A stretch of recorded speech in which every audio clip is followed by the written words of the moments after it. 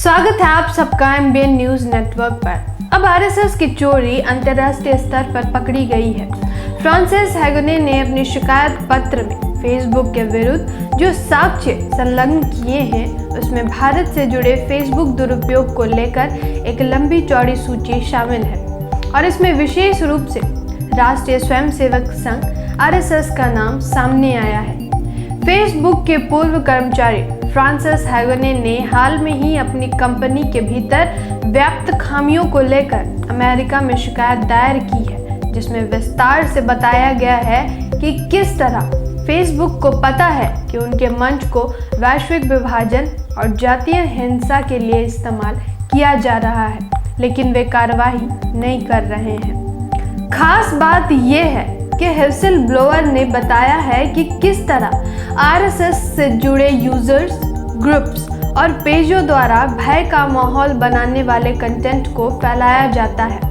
Hagen ने अपनी company के आंतरिक दस्तावेजों के हवाले से दर्शाया है कि फेसबुक किस तरह वैश्विक विभाजन और जातीय हिंसा को बढ़ावा दे रहा है और राजनीतिक संवेदनशीलता के नाम पर ऐसे समूहों, संभवतः आरएसएस से जुड़े ग्रुप्स के खिलाफ पर्याप्त कदम नहीं उठाए गए या निगरानी नहीं की गई। फ्रांसिस हैगोने एक डेटा साइंटिस्ट है जिन्होंने मई 2021 तक फेसबुक के साथ काम किया है।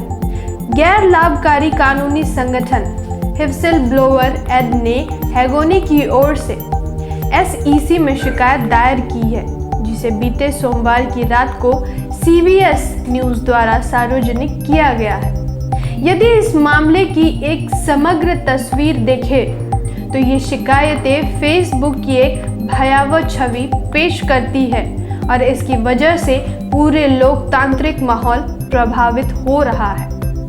व्हिसल ब्लोअर फ्रांसिस हैगोने के मुताबिक फेसबुक के अधिकारी कंपनी के संस्थागत कमियों से पूरी तरह वाकिफ है, जिसकी वजह से उनके प्लेटफॉर्म पर हेट स्पीच और खतरनाक राजनीतिक बयानबाजियों को बढ़ावा मिल रहा है।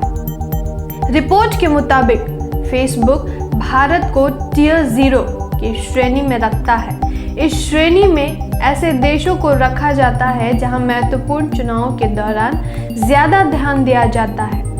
भारत के अलावा इस श्रेणी में केवल 2 और देश, ब्राज़ील और अमेरिका है। बात इतने पर ही नहीं रुकती है। इस खुलासे में सबसे ज़्यादा हैरान करने वाली बात ये निकलकर सामने आई है कि फेसबुक सिर्फ 3-5% हेट स्पीच और महज 0.2% हिंसा भड़काने वाले कंटेंट पर कार्रवाई कर पाता है। व्हिसल ब्लोअर के मुताबिक फेसबुक को पूरी तरह से इस बात की जानकारी है कि किस तरह भारत में आरएसएस समर्थित यूजर्स या समूहों द्वारा मुस्लिम विरोधी चीज़ों का प्रसार किया जा रहा है। एक दस्तावेज में कहा गया है, कई ऐसे अमानवीय पोस्ट लिखे जा रहे हैं जहां मुसलमानों की तुलना सूअर और कुत्ते से की गई है। इसके साथ ही कुरान को लेकर अफवाह फैलाई जा रही है कि यह पुरुषों को अपने घर की महिलाओं का रेप करने की इजाज़त देता है। इसमें यह भी बताया गया है कि कंपनी के पास वो तकनीकी योग्यता नहीं है कि वे इस तरह के पोस्ट का पता लगाकर उन पर कार्रवाई कर सके। व्हिसल ब्लोअर के वकील द्वारा दायर की गई शिकायत में इस बात का भी उल्लेख किया गया है कि किस तरह से सोशल मीडिया पर तेज़ी से फेक न्यूज़ शेयर किए जा रहे हैं और उन पर कोई कार्रवाई नहीं हो पा रही है।